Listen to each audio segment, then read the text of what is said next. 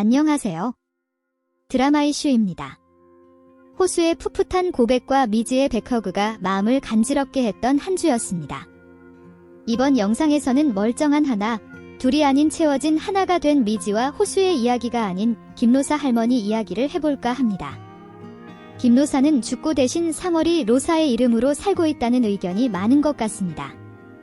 미지가 냉장고에 붙어있는 사진 속 로사를 보며 이분이 상월이세요? 라고 물어요. 당황한 듯 로사 할머니는 말을 돌리시죠. 로사라고도 안 하시고 상월이라고 답하지도 않으셨어요. 젊었을 때 사진을 보면 오른쪽이 상월이고 왼쪽은 로사예요. 같은 고아원 출신으로 자매같이 친하게 지냈던 두 사람.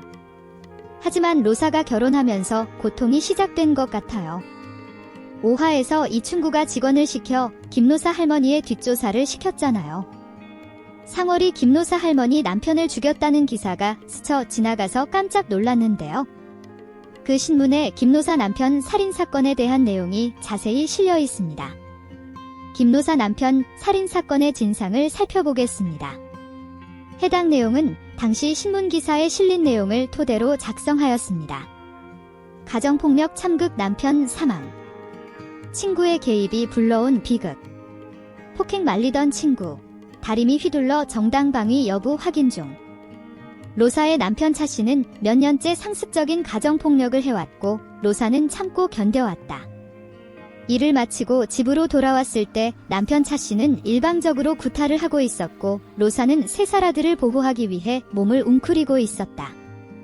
상월은 로사를 보호하기 위해 남편 차씨와 실랑이를 벌이던 중 집안 물건을 손에 잡히는 대로 휘둘렀고 그 과정에서 다리미로 차씨의 머리를 내려치게 되었다. 차씨는 가격당한 직후 사망을 했고 로사는 사전에 계획하거나 의도한 행위가 아닌 자신을 돕기 위해 했던 행동이라고 상월을 위해 증언을 해준다. 상월이 힘들 때 로사가 지켜주었던 것처럼 로사가 맡고 있는 모습을 보고 상월이 지켜준 것 같아요.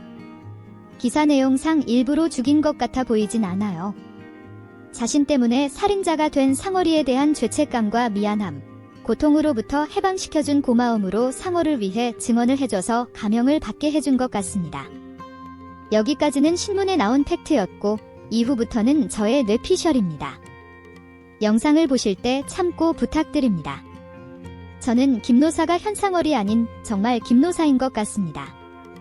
김로사가 김로사인 게 반전인 거죠. 미지의 서울을 보면 최국장, 박상영, 신경민 등 회사 사람들을 제외하고는 나쁜 사람이 없는 것 같아요. 각자의 입장에서 사연이 있고 아픔이 있지만 그것을 극복하고 치유해가는 과정을 보여주는 드라마 같습니다.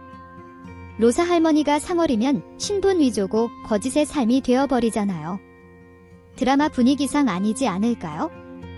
상월이 하던 식당이 로사 식당은 아닐까요? 로사 식당은 단순히 식당이 아니라 로사 할머니에게는 상월이나 마찬가지인 거죠.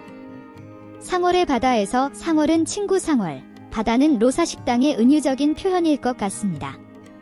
변호사 이충구는 김로사를 현상월로 의심하며 접근을 하고 있죠. 그런데 김로사가 정말 현상월이면 신분 위조이기 때문에 불법이 되므로 판매하지 않고 버틸 수가 없는 상황이 되잖아요. 김로사가 현상월이 아닌 김로사 본인이기 때문에 호수가 팩트를 가지고 이충구를 속 시원하게 이길 것 같습니다. 그리고 미지, 미래의 친구 지훈이가 레트로 식당이라고 로사 식당을 취재하는 내용이 나온 걸로 봐서 식당이 유명해져서 판매하지 않는데 유리하게 작용할 것 같습니다.